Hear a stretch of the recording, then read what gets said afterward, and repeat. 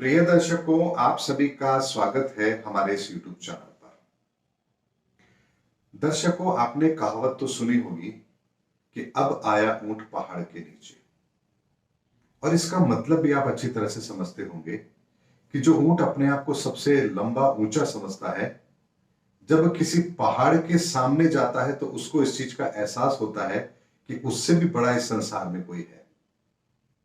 और इसीलिए कहा जाता है कि एक ऊंचे व्यक्ति को यह एहसास करा देना कि वो कितना छोटा है, इसे ही कहा जाता है कि अब आया ऊंट पहाड़ के नीचे। यानी पहाड़ के नीचे आने पर उसको अपने छोटे होने का एहसास होता है। और यही कुछ इस समय पर ब्रह्मांड के ग्रह इस संसार के लोगों को एहसास भी अवश्य करा रहे हैं। हमने सोचा था हम सर्वे सर्वा हैं, हम इंसान बहुत बुद्धिमान हैं, शक्तिशाली हैं, हम तो कुछ भी कर सकते हैं। एक कोविड आया और पूरा संसार घुटनों पर बैठ गया।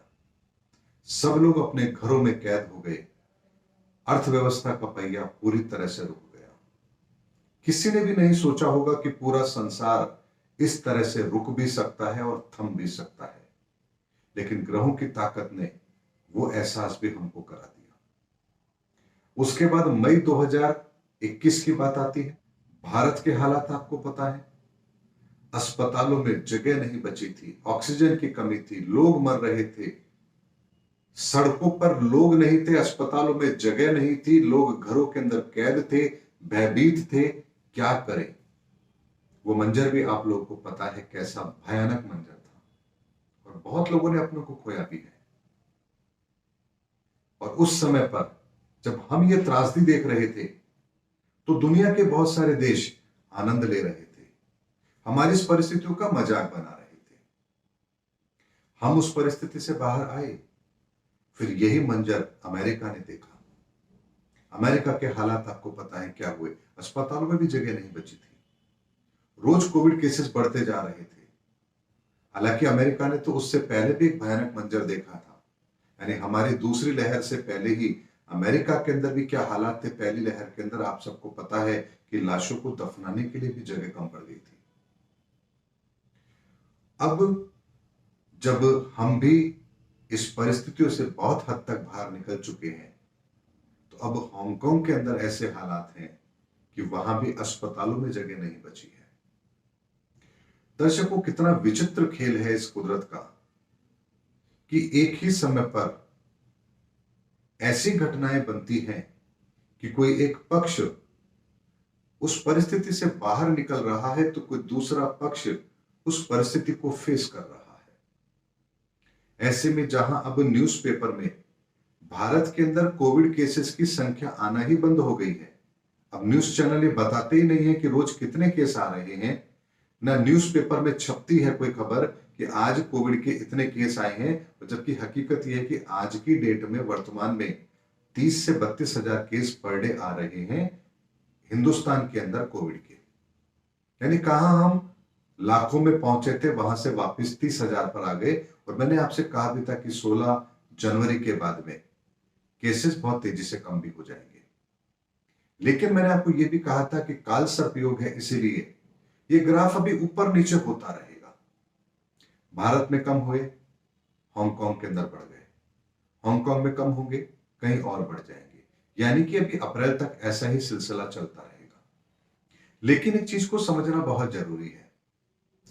जिस चाइना ने अपने आप को सुरक्षित करने के लिए पूरी दुनिया से अपने आप को कट ऑफ कर लिया और सोचा कि मैं सुरक्षित हो जाऊंगा, वही चाइना अब सबसे बड़ा कोविड का दर्द झेल रहा है।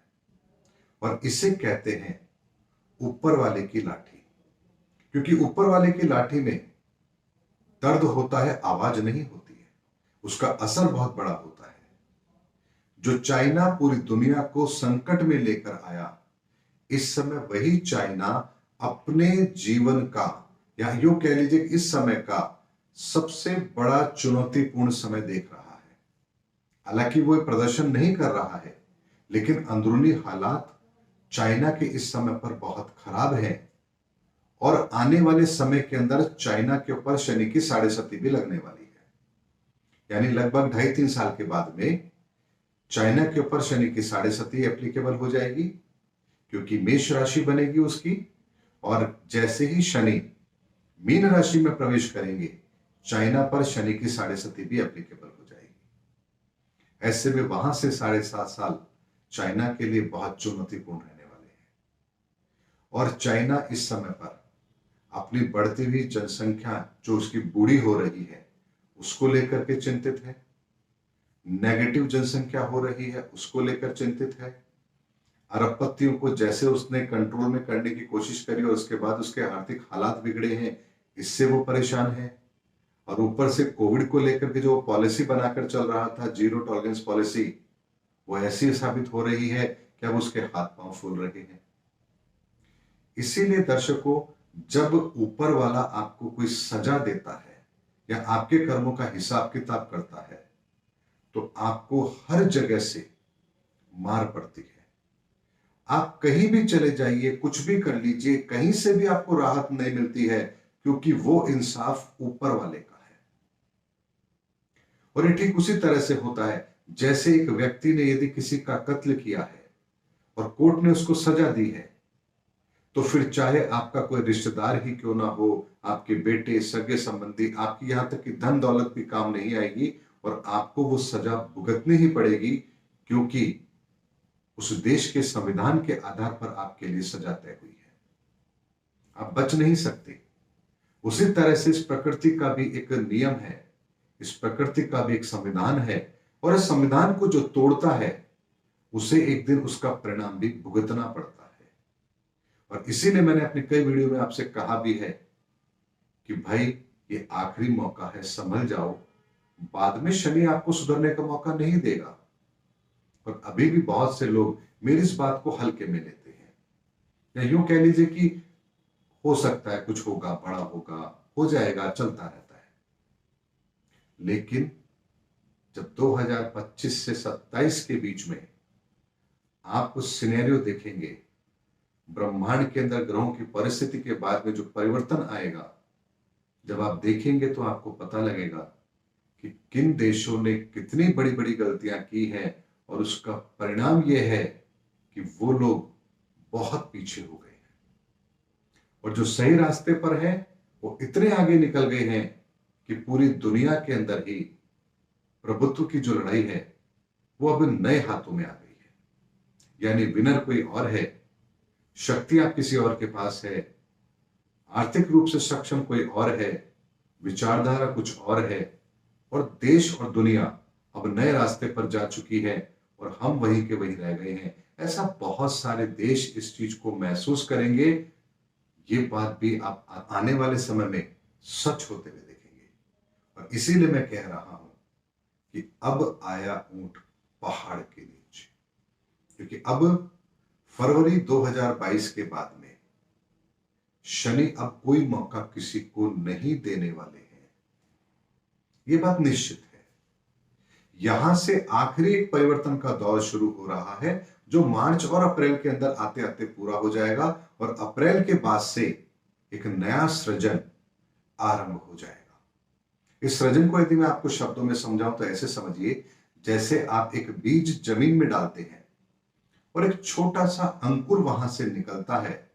यह अंकुर निकलने का समय होगा मार्च और अप्रैल 2022 का समय, और धीरे धीरे ये अंकुर बढ़ता बढ़ता बढ़ता कब वट वृक्ष बन जाएगा इस संसार के अंदर, आपको पता भी नहीं लगेगा।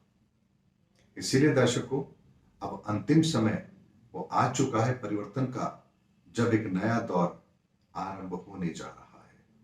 और आज अगर हम बात करें तो फरवरी के भी बहुत कम दिन रह गए हैं। इसीलिए एंजॉय कीजिए इस परिवर्तन को और देखते जाइए कि कुदरत किन किन लोगों के साथ क्या क्या करने वाली है। उम्मीद करता हूं दर्शकों मेरा वीडियो आपको जरूर अच्छा लगा होगा। अगले वीडियो में आपसे फिर भेंट होगी, तब तक हमारे चैनल पर बने रहिए। जय हिंद, जय भारत।